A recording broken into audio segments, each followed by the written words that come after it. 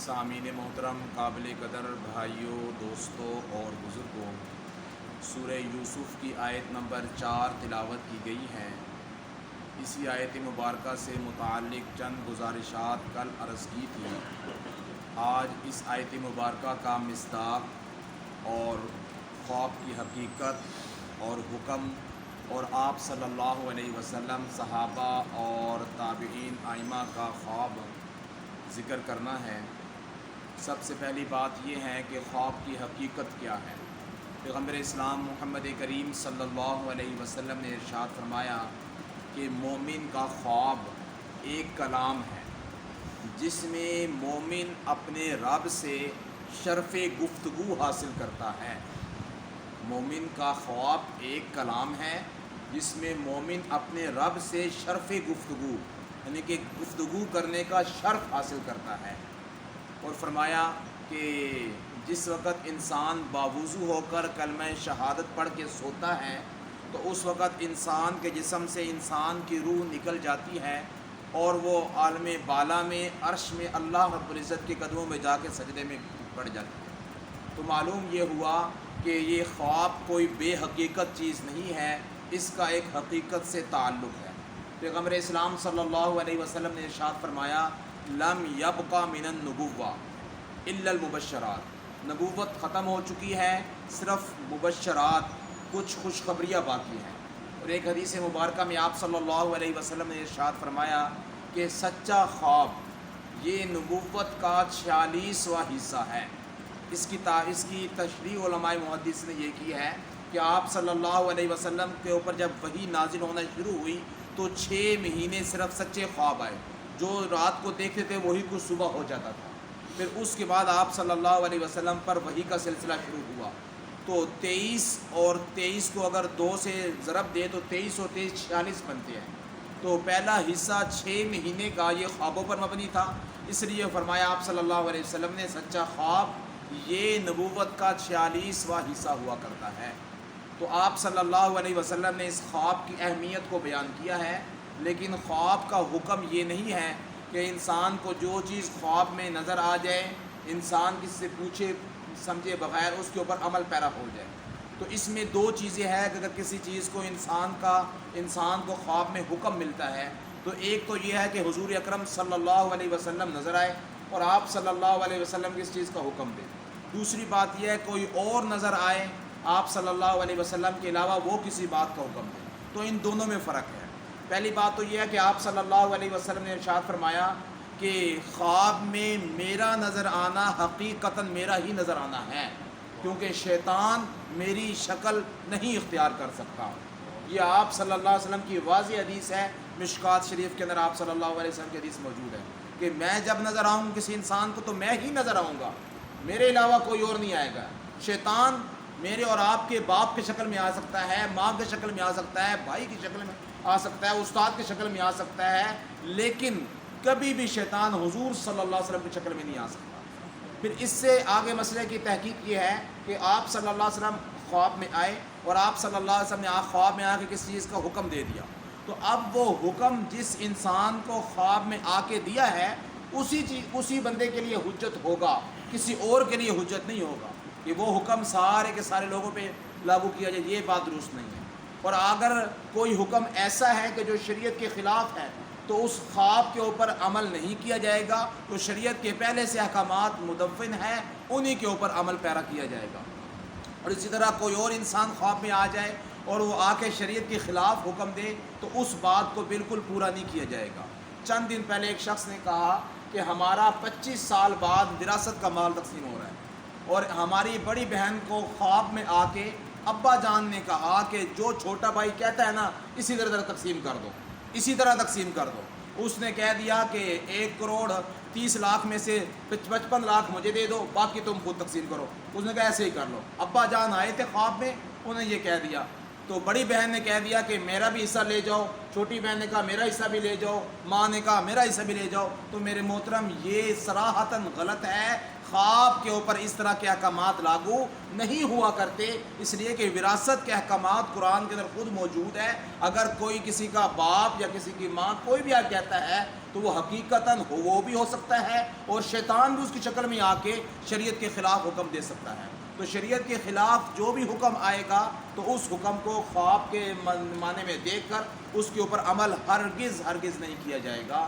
تو خواب کے اوپر عمل کرنا ایک ضمنی چیز ہے، حقیقت کے ساتھ اس کا تعلق صرف اتنا ہی ہے کہ اگر اس کی تعبیر کوئی صحیح معبر دے دے.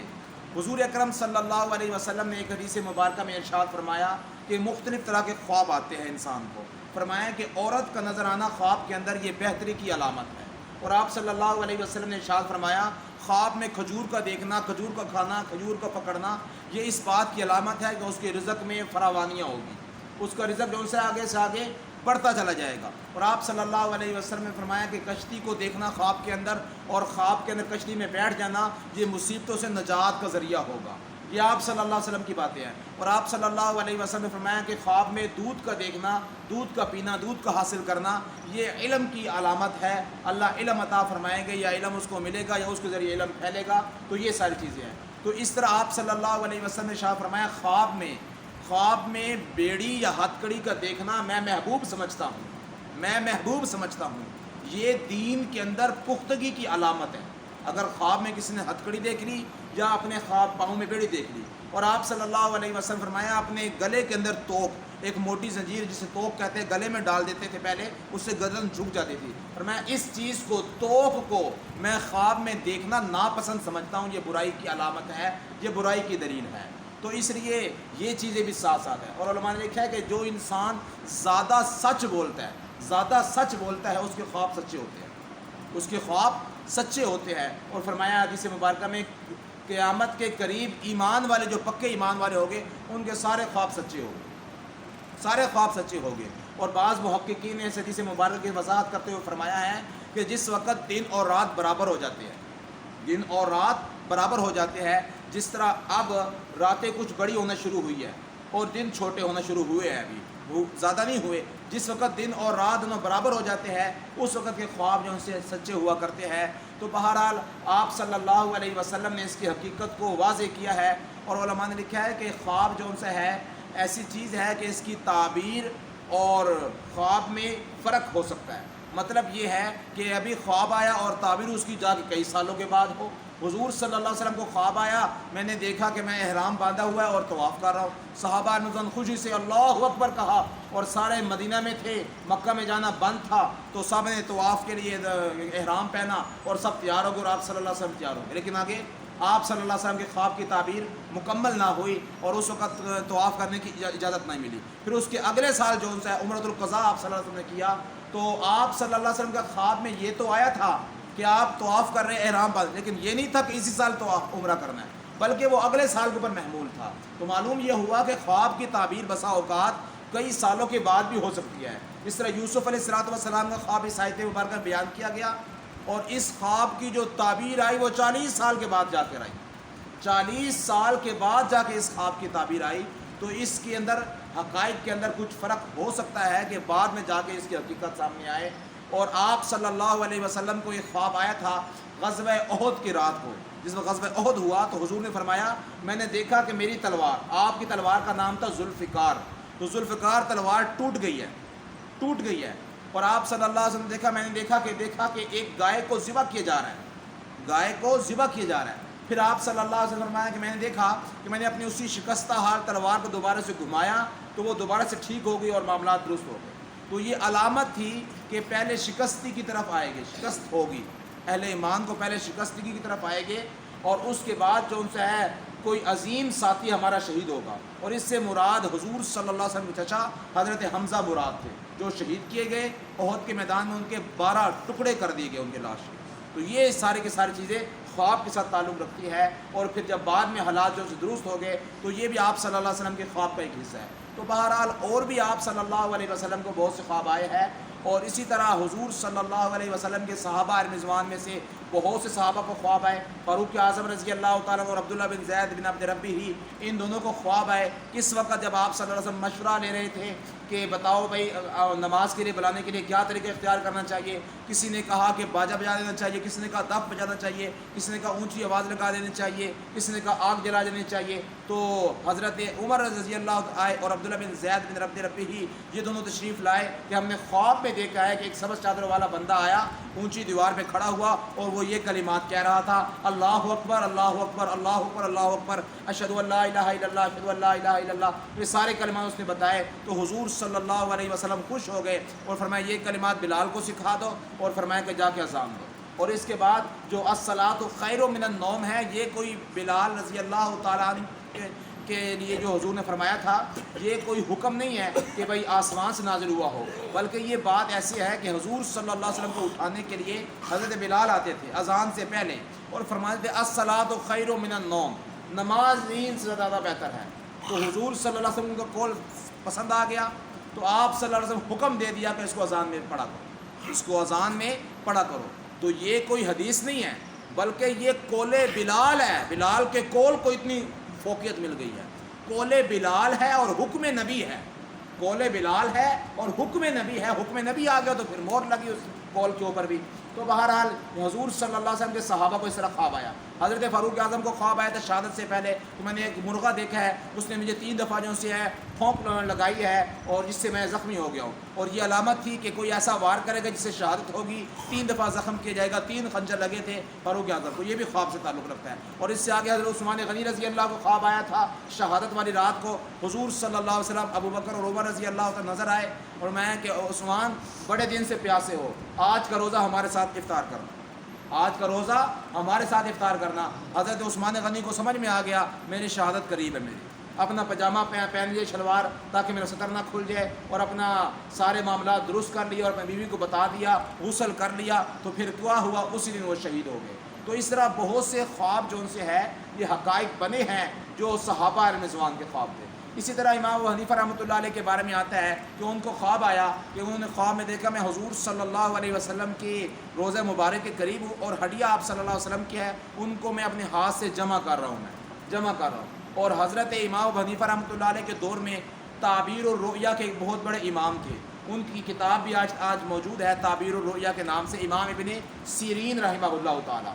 تو امام ابن سیرین رحمہ اللہ تعالیٰ کے پاس امام ابو حنیفہ رحمۃ اللہ علیہ نے اپنے خادم کو بھیجا، اور خادم کو بھیج کر کہا کہ یہ نہیں بتانا کہ یہ خواب کس کو آیا ہے، پوچھنا اس خواب کی تعبیر کیا ہے۔ اس خواب کی جب خادم گیا حضرت امام ابن سیرین رحمہ اللہ کے پاس جا کے خواب بتایا، تو امام ابن سیرین رحمہ اللہ تو اس کا کبھی چہرہ دیکھتے ہیں اور خواب سنتے ہیں کہ یہ خواب تم کو نہیں آیا، یہ خواب تم کو نہیں، جو معبر ہوتے ہیں صحیح وہ پہچان جاتے ہیں، وہ یہ خواب تمہیں نہیں آیا، یہ خواب کہا جی مجھے ہی خواب آیا، غلام نے کہا، خادم نے کہا اس کی مجھے تعبیر بتائیے۔ امام ابن سیرین رحمہ اللہ فرمایا کہ اگر یہ خواب کسی کو آ سکتا ہے تو امام ابو حنیفہ کو آ سکتا ہے صرف۔ اس کی تعبیر یہ ہے کہ امام ابو حنیفہ وہ شخص ہو گئے جو پورے دین اسلام کو، حضور صلی اللہ علیہ وسلم کے بکھرے ہوئے دین کو مدون کرے گے، اور مدون کر کے صحیح طریقے سے مسائل لکھ کے لوگوں کے اندر پھیلائے گے، اور پوری دنیا کے اندر وہ عام ہوگا۔ اور آج بھی میں اور آپ دیکھتے ہیں 80% مسلمان فقہ حنفی کی تقلید کرنے والے ہیں، 80% مسلمان تقلید کرنے والے ہیں، اور بعض ایسے جو دوسرے ائمہ کے تقلید کرتے ہیں وہ بھی بعض مسائل پہ آ کے امام ابو حنیفہ رحمۃ اللہ علیہ کے فتوے کے اوپر عمل کرتے ہیں اور اس کے اوپر مہر لگاتے ہیں، اس کے اوپر فقہ حنفی، فقہ حنبلی اور فقہ مالکی جو ان سے ہے، اگرچہ یہ لوگ دوسری فقہ کے ہیں لیکن بسا اوقات ہماری فقہ کو فالو کرتے ہیں، فقہ حنفی کو۔ بیت اللہ کے اندر جانا درست نہیں ہے ان کے نزدیک، لیکن ان کے نزدیک دروازے کھلتے ہیں، سارے محمد بن سلیمان اور سارے ولیات جاتے نہیں ہیں، ان کے مسئلے کے تحت تو جائز ہی نہیں، اندر کعبہ کی توہین ہے، ہمارے مسئلہ امام حنیفہ رحمۃ اللہ کے نزدیک جائز ہے۔ تو اس طرح بہت ساری چیزیں ہیں کہ جس چیز کے اوپر وہ عمل کرتے ہیں، تو معلوم ہوا امام حنیفہ رحمۃ اللہ علیہ کا خواب بھی ایک سچا خواب تھا جس کی تعبیر امام ابن سیرین رحمہ اللہ تعالیٰ نے بتائی تھی۔ اور باقی رہی بات کہ خواب جو ان سے ہے اس کے اوپر ہی صرف انسان کو نہیں رہ جانا چاہیے بلکہ انسان کو خود بھی نیک عمل کرنے چاہیے۔ خود بھی نیک عمل کرنے چاہیے. صرف اس چیز کی تمنا لگا کے بیٹھ جائیں خواب آئے گا اور میرا بیڑا پار ہو جائے گا, یہ بات بھی درست نہیں ہے. بلکہ نیک عمل جو انسان کرتا رہے گا اس کے لیے اللہ تبارک و تعالیٰ بسا اوقات سچے خوابوں کے ذریعے حقائق کھول دیتے ہیں, یا بسا اوقات اس کے لیے راستے ہی دین اسلام کے لیے اور راہ سکون چین اطمینان کے کھل جاتے ہیں. تو بہرحال میں بات یہ عرض کر رہا تھا کہ حضرت یوسف علیہ السلام کو خواب آیا. یوسف علیہ السلام خواب جو آیا وہ 8 سال کی عمر میں آیا. تو یہاں سے مسئلہ نکل گیا کہ بچے کا خواب بھی بسا اوقات حق اور سچ ہو سکتا ہے. یہ نہیں کہ بالغ اور بڑے بندے کو خواب آئے وہی سچا ہوگا, بچے کا خواب بھی حق اور سچ ہو سکتا ہے. اور دوسری بات یہ ہے کہ بسا اوقات کسی کافر کا خواب بھی حق اور سچ ہو سکتا ہے. جو مصر کا بادشاہ تھا جس کو خواب آیا تھا, وہ مصر کا بادشاہ مسلمان نہیں تھا, وہ اس کو خواب یوسف صاحب اس کی تعبیر دینی تھی اس کی. اسی طرح جو ان سے ہے 2 جو نوجوان داخل ہوتے یوسف علیہ السلام کے ساتھ جیل میں, وہ دونوں جو ان سے کافر تھے, ان کو خواب آیا تھا, ان کے خواب بھی سچے ہوئے تھے, ان کے خواب بھی. تو معلوم ہوا کہ بسا اوقات کسی کافر کا خواب بھی سچا ہو سکتا ہے. اللہ تبارک و تعالیٰ اس کو بھی سچا خواب دکھا سکتے ہیں. تو اسی طرح اور بھی بہت سی مثالیں ہیں. تو یوسف علیہ السلام 8 سال کی عمر میں خواب دیکھ رہے ہیں, اپنے خواب کو اپنے باپ کے سامنے بیان کر رہے ہیں. ابا جان میں نے یہ دیکھا ہے خواب کے اندر. کیا دیکھا میں نے 11 ستاروں کو دیکھا اور ایک چاند اور سورج کو دیکھا.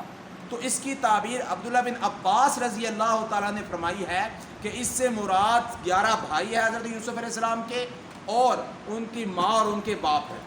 اب یہ پھر یہاں پر یہ حقیقت واضح ہو جاتی ہے کہ حضرت بنیامین جب پیدا ہوئے تھے فوراً ہی ان کی والدہ جو یوسف علیہ السلام کی ماں تھی وہ فوت ہو گئی تھی. تو اب یہاں پر تعبیر کیسے آئے گی کہ ان کی والدہ اور ان کے والد سے مراد ہے جو ان کو سجدہ کر رہے تھے. تو بھائی بات یہ ہے الخالۃ کالامی, حضور نے فرمایا جو خالہ ہوتی ہے وہ بھی ماں کے درجے میں ہوتی ہے. حضرت یعقوب علیہ السلام کی جو پہلی والی بیوی تھی جس کا نام لیا تھا وہ موجود تھی. وہ حضرت یوسف علیہ السلام کی جو والدہ تھی راحیل, ان کی بہن تھی ان کی یہ. اور یعقوب علیہ السلام کی شریعت کے اندر دونوں بہنوں سے اکٹھا نکاح کرنا جائز تھا. اہل اسلام کے ہاں یہ جائز نہیں ہے. بعض شریعتوں میں جائز ہوا کرتی ہے اور بعض چیزیں ہماری شریعت میں آ کے وہ حرام اور ناجائز ہو جاتی ہے. دونوں بہنیں ایک ہی نکاح میں آ سکتی تھی, اب نہیں آ سکتی. پہلے سجدہ تعظیمی جائز تھا, سجدہ تعظیمی تعظیم کے طور پہ کسی بڑے کو, کسی نیک کو, کسی بزرگ کو, کسی عالم کو سجدہ کر لیتے تھے, یہ جائز تھا. لیکن اب یہ بات جائز نہیں ہے. تو بہرحال اس سے مراد اس واقعے کے اندر جو حضرت یوسف علیہ السلام نے خواب دیکھا کہ اپنے باپ اور ماں کو سجدہ کرتے ہوئے دیکھ رہے ہیں, اپنے سامنے جھکتا ہوا دیکھ رہے ہیں, تو حقیقی ماں تو فوت ہو چکی تھی, اس سے خالہ مراد ہے. اس کو میں کہ 11 ستاروں کو میں نے دیکھا اور میں نے سورج اور چاند کو دیکھا. حضور صلی اللہ علیہ وسلم کے پاس ایک یہودی آیا اور اس نے آ کے آپ صلی اللہ علیہ وسلم سے بڑا عجیب سوال کیا. اس نے کہا حضرت یوسف علیہ السلام نے جن 11 ستاروں کو دیکھا تھا وہ 11 ستاروں کے نام کیا ہے, آپ مجھے وہ بتائیے. آپ صلی اللہ علیہ وسلم کو پتہ نہیں تھے, جبرائیل علیہ السلام نے آ کے بتا دیے. ودجان, صوبان, حبران اور اس طرح کے نام تھے. جس کو اس نے ایک بات سنی حضور صلی اللہ علیہ وسلم کی زبان سے, فوراً وہیں پر مسلمان ہو گیا اور ایمان لے آیا. تو آپ علیہ السلام کے خواب میں دیکھا کہ 11 ستارے ہیں اور ایک چاند اور ایک سورج ہے. اب 11 ستارے کس طرح سجدہ کرتے ہیں, چاند کس طرح سجدہ کرتا ہے, یہ حقیقت ناآشنا ہے, اس کی حقیقت سے میں اور واقف نہیں ہے. کیوں؟ اس لیے کہ سجدہ کہتے ہیں اپنی پیشانی کو زمین پر ٹکانا. اب ستارے کی کون سی پیشانی ہے جو زمین پر ٹکرائے, یا پھر چاند اور سورج کی کون سی پیشانی ہے جو زمین کے اوپر ٹکائے؟ تو یہ حقیقت نہیں ہے. یہ اصل مقصد کیا ہے اس بات کا؟ مطلب یہ ہے کہ جس طرح ستارے انسان کسی کے سامنے سجدہ کرتا تھا تو اس کی پیروی اور اس کی اتباع کو اپنے اوپر لازم کرتا تھا.